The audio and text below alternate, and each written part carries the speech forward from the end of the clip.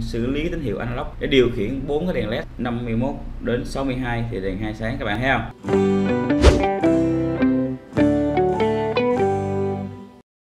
Chào các bạn, tôi là Huy Thịnh. Chào mừng các bạn đã trở lại với chuỗi video hướng dẫn tự học lập trình Arduino. Trong bài học 18 và 19 vừa qua, tôi đã hướng dẫn cho các bạn thực hiện đấu dây phần cứng cho Arduino, lập trình đọc tín hiệu analog và xử lý tín hiệu analog thành một cái dạng tín hiệu là nhiệt độ độ ẩm. Thì trong bài tập tiếp theo này, tôi sẽ đi thực hiện xử lý tín hiệu analog để điều khiển 4 cái đèn led ngõ ra hoặc là 4 cái relay. Thì bạn nào xem video này mà chưa có tìm hiểu qua cách đọc analog thì các bạn nên quay lại xem bài tập số 18 và 19 để chúng ta có cái sự hình dung lại ban đầu. Thì trong video này tôi sẽ hướng dẫn đi xử lý tín hiệu analog sau khi xử lý thành nhiệt độ, sẽ đi điều khiển 4 cái đèn led cụ thể như sau. Thì 4 đèn led này tôi sẽ nối vào các cái chân số 10, số 9, số 8, số 7 tới 4 đèn led, và ngõ ra đèn led sẽ là sáng ở mức cao, tức là xuất ra tín hiệu mức cao sẽ làm cho đèn led sáng. Các chân này sẽ nối tới điện trở 220 ohm và một chân còn lại tôi sẽ nó lại với nhau và nói về GND của Arduino. Trong cái bài này tôi sẽ lập trình đi so sánh với tín hiệu của nhiệt độ. Nếu như mà nhiệt độ này mà nhỏ hơn 30 độ C thì tất cả các đèn tắt hết. Nhiệt độ từ 30 đến 50 thì chỉ có duy nhất đèn 1 sáng là đèn số 7 sáng, ở chân số 7 sáng, ví dụ như vậy. Từ 51 đến 60 sẽ làm đèn 2 sáng, chân số 8 sáng. Từ 61 đến 80 sẽ đèn số 3 sáng, và từ 81 đến 100 làm cho đèn số 4 là chân số 10 sáng. Trước khi đấu dây phần cứng thực tế thì tôi sẽ tiến hành lập trình. Sau khi lập trình viên dịch không có lỗi thì tôi sẽ đấu dây và nạp chương trình cho Arduino hoạt động. Mời các bạn cùng theo dõi ha. Bây giờ chúng ta đi tiến hành lập trình nha. Rồi, tiếp tục cái chương trình của bài học số 19 vừa qua là chúng ta đã xử lý xong đến cái phần là quy đổi cái giá trị analog từ 0 đến 1023 sang cái giá trị nhiệt độ là từ 0 đến 100 độ C thông qua cái hàm map trong Arduino ha. Và bây giờ chúng ta sẽ đi tiến hành lập trình để điều khiển 4 cái đèn led. Thì 4 cái đèn led này là 4 ngõ ra của Arduino, được nối tới cái chân 7, 8, 9, 10 của Arduino. Thì chúng ta buộc phải khai báo 4 cái chân này trước khi tiến hành lập trình xử lý ha. In led 1 bằng 7 phẩy led 2 bằng 8 phẩy led 3 bằng 9 phẩy led 4 bằng 10 chấm phẩy. Như vậy chúng ta đã khai báo xong 4 cái chân mà chúng ta sẽ sử dụng trong cái bài tập này làm ngõ ra của đèn led. Led 1, led 2, 3, 4 ha. Sau khi chúng ta khai báo xong thì chúng ta bắt đầu sẽ đi thiết lập 4 cái chân này là ngõ ra. Trong cái volt setup thì chúng ta sẽ thực hiện cái hàm là pin mode, và cái chân led 1 này là output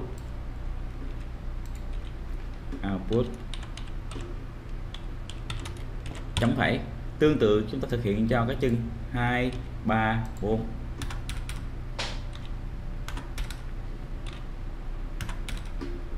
Rồi led 2, led 3 và led 4. Như vậy chúng ta đã khai báo xong 4 cái chân này là ngõ ra. Rồi bây giờ chúng ta sẽ đi tiến hành viết chương trình. Thì chương trình của chúng ta là nếu như mà nhiệt độ mà nhỏ hơn 30 thì sẽ làm cho 4 cái đèn này tắt. Thì bây giờ chúng ta sẽ không viết chương trình nằm trong đây mà chúng ta sẽ viết 4 cái chương trình con, 4 chế độ khác nhau ha. Như vậy tôi sẽ viết von tắt hết. Thì bây giờ đây là tôi đang hướng dẫn viết 4 cái chương trình con như thế này ha. Rồi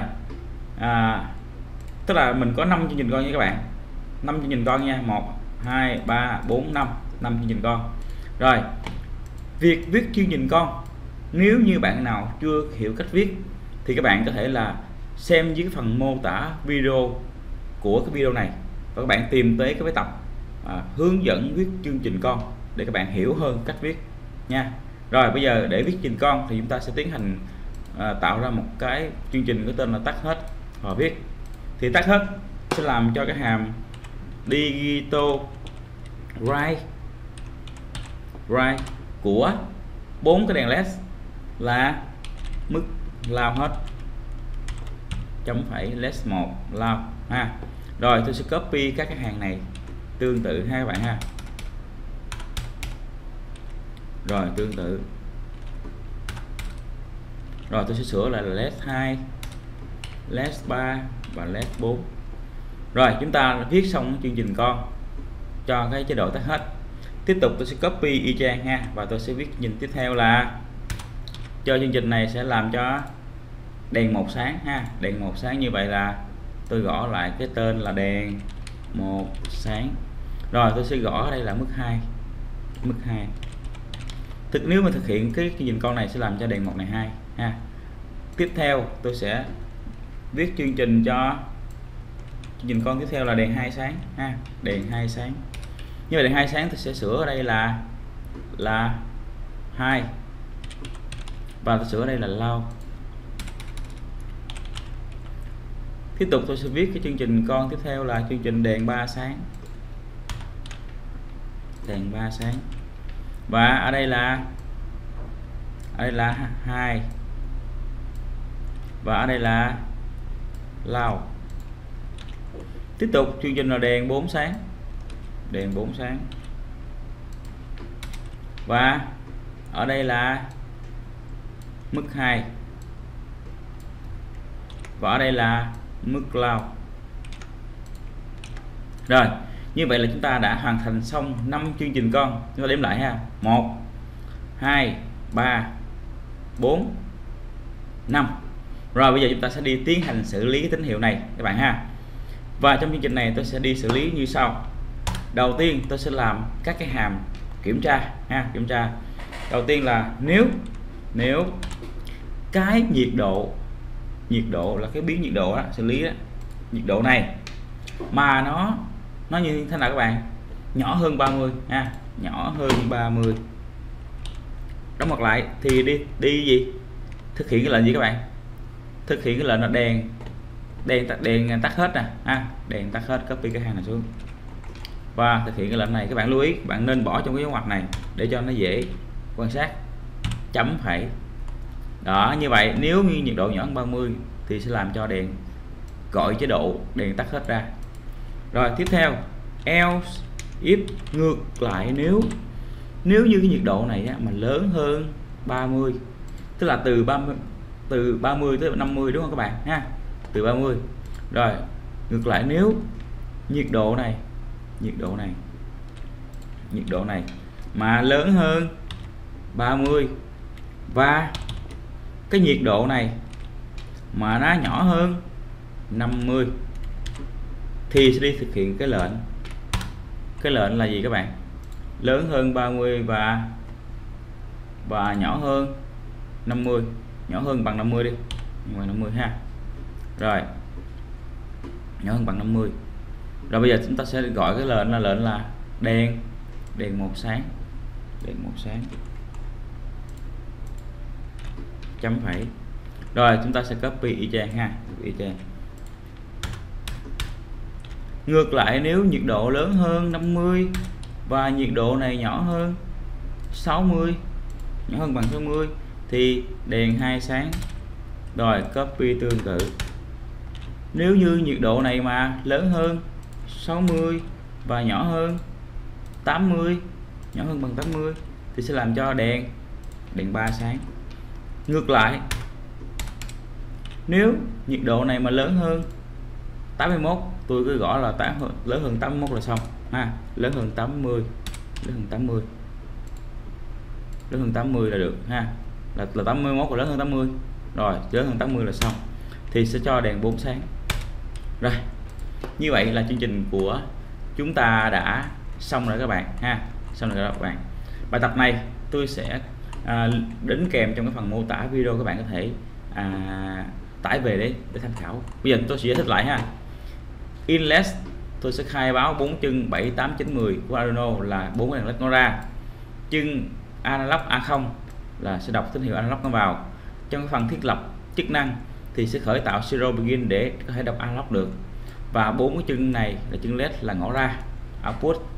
Rồi ở đây là cái chương trình con cho phép là 4 cái đèn này tắt hết ha, digital bright 4 đèn led tắt hết.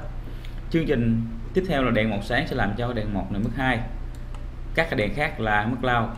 Đèn 2 sáng thì ở đây đèn 2 low, đèn 2 là 2 ha, đèn 3 sáng là đèn 32, đèn 4 sáng là đèn 42. Rồi trong chương trình chính thì ở đây xử lý tín hiệu analog, đọc analog và in ra xử lý thành tín hiệu nhiệt độ của in ra, và kiểm tra xử lý so sánh để điều khiển. Nếu nhiệt độ nhỏ hơn 30 thì gọi cho nhìn con tắt hết ra.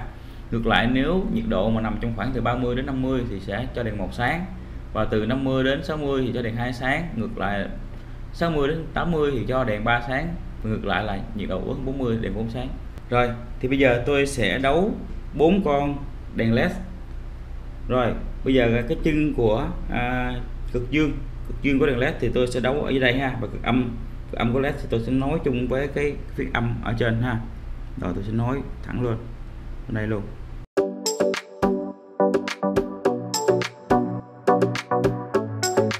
Rồi các cái chân âm của tất cả con led tôi sẽ nối về nguồn âm, nguồn GND của Arduino ha. Rồi tôi nói về nguồn GND của Arduino.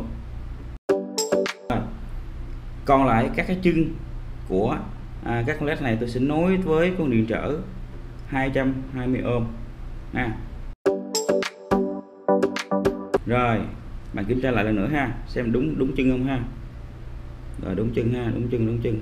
Rồi các cái chân này tôi sẽ nối tới các cái chân ngõ ra của Arduino là chân 7, 8, 9, 10 ha. 7, 8, 9, 10 tôi sẽ nối trước 3 sợi dây 7, 8, 9, 10. Bây giờ các bạn quan sát ha. Bây giờ tôi sẽ đi tiến hành biên dịch và điều chỉnh biến trở để thay đổi các cái giá trị điều khiển cho các con led hoạt động.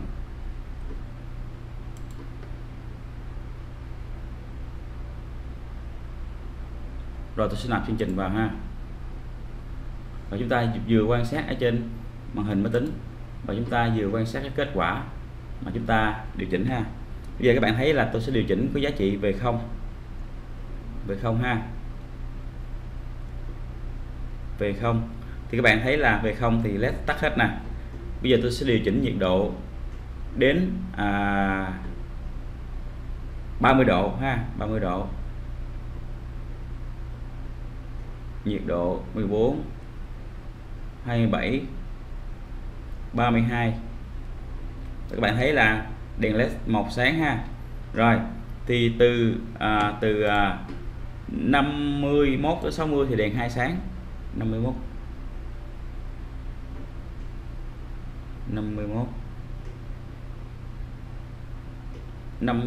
đến 62 thì đèn 2 sáng, các bạn thấy không? 55 thì nằm trong khoảng 51 đến 60. Rồi tiếp theo là từ 60 đến 80 đèn số 3 sáng. 60 đến 80, 65 đó, đèn số 3 sáng các bạn ha. Rồi tiếp theo thì từ 80 trở đi thì đèn số 4 sẽ sáng. Đây bạn thấy đèn 4 sáng ha. Bây giờ chúng ta điều chỉnh cái điện áp về nhiệt độ về không sẽ làm cho đèn tắt. Bạn thấy đèn tắt ha. Rồi như vậy là bài tập hướng dẫn xử lý tín hiệu của analog để điều khiển các cái đèn led ngõ ra hoặc là điều khiển các cái cơ cấu ngõ ra của chúng ta. Đến đây là hoàn thành. Cảm ơn các bạn đã dành thời gian theo dõi.